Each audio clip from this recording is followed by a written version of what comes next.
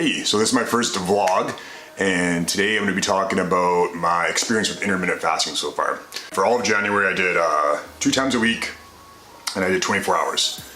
And the reason why I'm doing this, I'll get into what I did in a second, but the reason why I'm doing this isn't so much for like a weight loss type of thing, although there is some studies that say that this can help with weight loss. It's more for like the longevity aspect. So as I'm getting a little bit older, find my metabolism slowing down, and there's some studies that say this will help with that, and just overall immune system and longevity. So there's a Harvard study that I read recently. I'll put that in the description below so you can check it out and read all the information for yourself, so I'm not just like regurgitating it and missing half the points, so you can read it for yourself. But the idea is that by fasting for 24 hours and having nothing, no coffee, nothing like that, just water, it lets your stem cells in your intestines rejuvenate or replenish.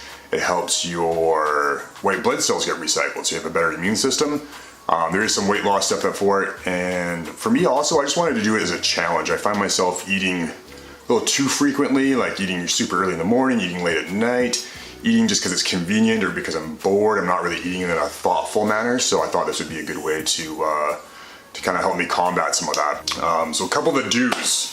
I don't suggest, at least for if you're like me, and you've been eating all the time, you're kind of one of those people who comes from a background of like bodybuilding or whatever, where you just like eat, you know, 6 to 8 meals a day of protein shakes and all that stuff. I don't suggest jumping from that right into a 24-hour fast. I started with some 16-hour fast, doing that about 5 days a week.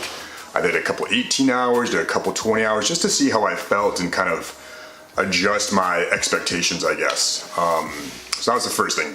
Just kind of start slow and work your way up. Once I started the 24-hour fast, because I'd done this, it was pretty straightforward. It's pretty easy. I kind of knew what to expect. It was just a few more hours, and I was okay with that. It wasn't too bad. So here's a couple of things I would definitely suggest not doing. Don't eat a carb-heavy meal for your last meal. So I was starting my fasts around 2 o'clock in the afternoon. My schedule's kind of weird and different. I have a weird night-morning shift thing with my work. So I started my fast around 2 o'clock. The first time I did it, I ate a whole bunch of like rice, and I think I ate some like a sandwich or some of that. And within 4 or 5 hours, I was hungry again. And so that made it pretty tough the first time. The second time I did it the exact opposite. I ate bacon and eggs. I think I had some cheese and some avocado or something like that. And I felt full. I think I finished eating around 1 o'clock.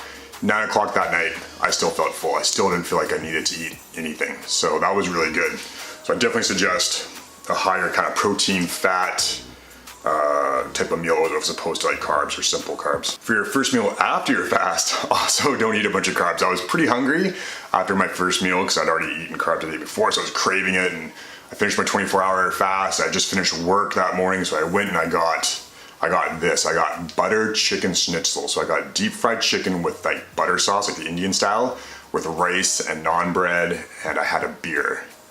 And it was delicious, but I felt like shit after. I did not feel good. It hit me like this. I was so tired and so lethargic for the next like 3 hours. It was not good.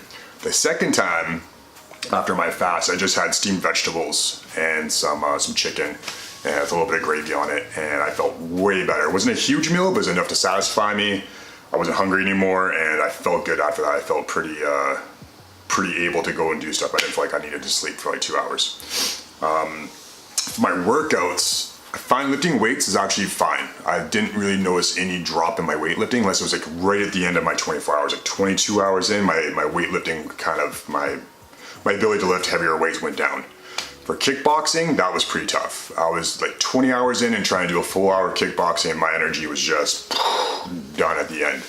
So this is just my experience, but for kickboxing, I need to have some carbs. I need to have like a banana or something before I train. So I've been adjusting when I do my fasts around when my workouts are. So I've been doing my 24-hour fast on days when I'm lifting weights, then I'm able to eat the next day when I'm doing kickboxing. I basically alternate Monday, Wednesday, Friday lifting weights, Tuesday, Thursday, Saturday, some sort of striking or more cardio kind of based thing. So that seems to be working for me. Let's see what else was there. Oh, morning times. The first few times I fasted, I was waking up super early, probably because I was hungry, but I was waking up at 4:30 in the morning, wide awake. I had a lot of energy, which kind of happens with any new diet thing you get, a new little kind of burst of energy. But I was finding myself waking up at 4:30 in the morning after going to bed at 11:30, so that's not ideal for anything, because one, you can't eat in the morning. So for at least the way I was doing it. So I was really just kind of sitting around for 2 hours waiting for the rest of the family to wake up, just like reading. Normally I had to wake up and have some coffee or something at least, but I couldn't do that because I was on the 24-hour fast. Again, that seemed to be with, on the days of where I was doing the carbs before, and I wasn't satiated. So I was waking up super hungry. The days I ate the fat and the protein, I felt more satiated and I was able to sleep a little bit better. That's pretty much it. So I'm not a doctor, I'm not a nutritionist or anything like that. Don't listen to everything I'm saying. I'm just giving you my experience. You should definitely do some research first. Talk to a doctor, especially if you have any sort of health kind of concerns like diabetes or any type of thing like that, high blood pressure. I'm just giving you my experience. Don't do exactly what I'm doing and think it's gonna work for you or anything like that. And again, a big part of this was just, I'm not doing blood tests or anything like that. I'm just doing it as more of a challenge for myself to be a little bit more thoughtful about what I'm eating, to be a little bit more grateful to the fact that a lot of people don't get to eat every day, and it kind of puts you in that perspective like, hey, this is actually kind of tough. Imagine having to do this for 3 or 4 days. And it also just makes food kind of more fun. Like it makes it better. Like taking 2 days off from coffee and then you get to have coffee that third day, you're like, oh, this coffee is really good. I'm enjoying it more than instead of just slamming 6 cups of coffee like I normally do every day. Same with everything else. So I'm gonna continue doing it. I'm gonna probably change the protocol. I'm thinking about doing maybe 5 days a week at 18 hours to see how that works, to see if I can kind of manage that a little bit better. But I'd love to hear from anyone who else is doing this intermittent fasting, what you're doing and how it works for you, any suggestions or ideas, because I'm still learning about it. So I'd love to hear from other people on this one. And if you have any questions I haven't answered, please put them down in the comments below. I'll do my best to answer them as best as I can. And thanks for watching. I plan on posting one of these every week or 2 weeks. So if you like what you're seeing, make sure you hit subscribe, hit the thumbs up button, and I'll talk to you soon. Peace.